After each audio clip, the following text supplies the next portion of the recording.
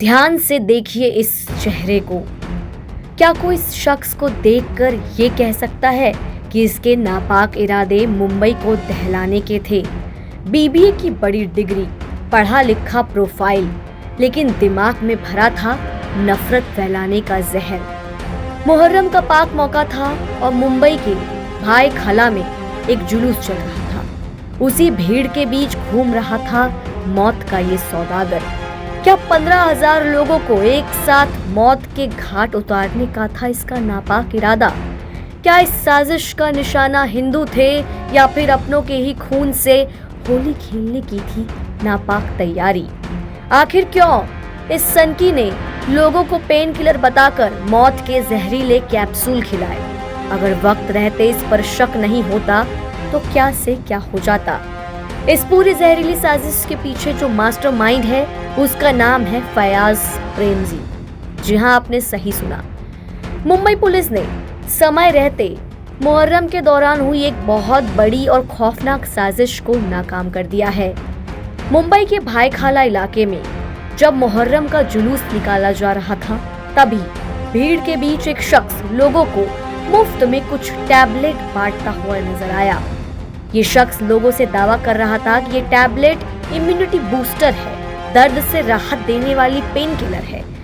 जैसे ही लोगों ने ये दवाई खाई और कुछ लोगों की तबीयत बिगड़ी, जिसके बाद सुबह करीब 4 बजे पुलिस को खबर मिली कि एक व्यक्ति को ये दवाई खाने के बाद तेज पेट दर्द और उल्टी की शिकायत हुई है। खबर मिलते ही पुलिस एक्शन मोड में आई और मुहर्रम के जुलूस में घूम रहे उस संदिग्ध आदमी को दबोच लिया। उसको दबोचने के बाद पुलिस ने पूरे मामले पर सनसनीखेज खुलासा करते हुए बताया कि पकड़े हुए आरोपी का नाम है फयाज प्रेमजी। जी हाँ, आप देख सकते हैं स्क्रीन पर इस चेहरे को। ये आरोपी पुणे का रहने वाला है और ये कोई छोटा मोटा आम आदमी नहीं, बल्कि ये पेंट का बिजनेस करता है। पुलिस पूछताछ में फयाज ने जो कबूल किया, उसने सबके पैरों तले जमीन खिसका दी। आरोपी फयाज ने खुलासा किया कि उसने मुहर्रम के जुलूस को टारगेट करने के लिए ये जहरीले कैप्सूल खुद तैयार किए थे। इसके लिए उसने बाजार से 50 किलोग्राम जिंक फॉस्फाइड का ऑर्डर दिया था, जिसका इस्तेमाल आपको बता दें चूहों को मारने के लिए किया जाता है। आरोपी अपने ठिकाने पर बैठकर हर कैप्सूल के अंदर 1-1 ग्राम जहर, चूहे मारने का जहर भर रहा था। पुलिस की माने तो आरोपी फयाज बिना किसी परमिशन के इन कैप्सूलों को अवैध रूप से बांट रहा था। फयाज का टारगेट था 30,000 जहरीले कैप्सूल तैयार कर इन्हें जुलूस में बांटा जाए, ताकि बड़े पैमाने पर लोगों को मौत की नींद सुलाया जा सके। लेकिन इससे पहले वो इस खौफनाक साजिश को पूरी तरह अंजाम दे पाता, पुलिस ने उसे दबोच लिया। पुलिस ने फयाज के पास से 14,900 जहरीले कैप्सूल बरामद किए हैं। लेकिन अब जानिए कि आखिर फयाज ने जो ये साइलेंट किलर बांटने की कोशिश की, ये इंसानी शरीर पर किस तरीके से वार करता है। जिस जिंक फॉस्फाइड का जिक्र कर रहे हैं हम, आपको बता दें ये वही जिंक फॉस्फाइड है जो शरीर के अंदर जाते ही जहरीली गैस में बदल जाता है। ये जो गैस है ये धीरे धीरे इंसान के पेट, फेफड़े, लिवर पर अटैक करती है, जिससे शरीर का एक अंग धीरे धीरे करके काम करना बंद कर देता है। यानी फयाज का इरादा सिर्फ लोगों को बीमार करना नहीं, बल्कि उन्हें तड़पा तड़पा कर दम घोटना था। पढ़े लिखे दिमाग के इस रोंगटे खड़े कर देने वाली साजिश का जब खुलासा हुआ तो डॉक्टरों के पैरों तले से जमीन खिसक गई। इस मामले में सबसे बड़ा सस्पेंस एक इंटरनेशनल कनेक्शन को लेकर भी गहरा गया है। पुलिस पूछताछ में संदिग्ध इनपुट मिला है कि आरोपी फयाज साल 2025 में ईरान और इराक की यात्रा पर गया था।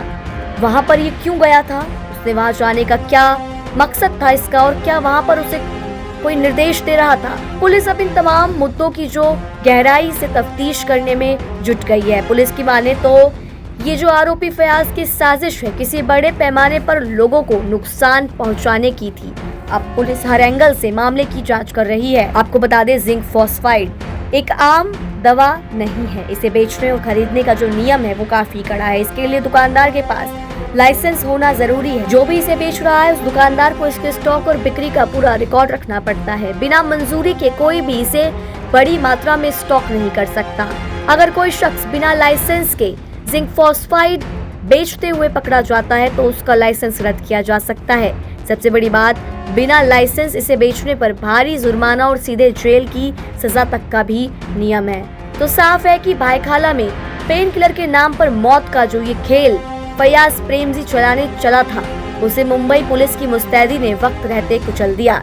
एक पढ़ा लिखा बीबीए ग्रेजुएट आखिर किस नफरत और एजेंडे के तहत मासूम लोगों को धीमा जहर बांट रहा था, इसके हर राज से पर्दा उठना अभी बाकी है।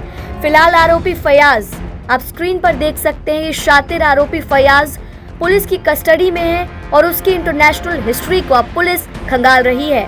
अब देखना होगा कि पुलिस या पूछताछ में फैयाज नाम के इस आरोपी के बारे में क्या पता चलता है, आरोपी क्या क्या उगलता है और इस साजिश के पीछे छिपे जो बाकी चेहरे हैं वो कब तक बेनकाब होते हैं।